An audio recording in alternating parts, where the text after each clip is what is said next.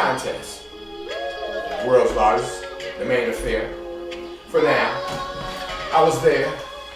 And after the contest, I went to a little diner place with my partner and everything, and we ended up sitting next to some people who had judged this contest. And we're discussing the direction of where Steppin is going, what's doing wrong, what's doing right, like everybody else do. You know the game, you know how fishy this game is. So now, the guy that was judging the contest goes and says, what I said to him was, if we don't take care of covet and give this dance what it deserves, we're gonna lose it, just like the bop. I said, the bop is dead. He said, oh no, I ain't dead. I said, well, what set you up to with that bop?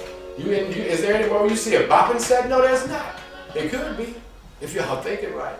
If I could teach it, I would. But I don't know how to bop. I'm a stepper. It's as simple as that. So, getting back to the subject. So the guy's a judge in the contest. And when I said bopping is gonna die, his exact words to me was, bopping and stepping are the same day. Now,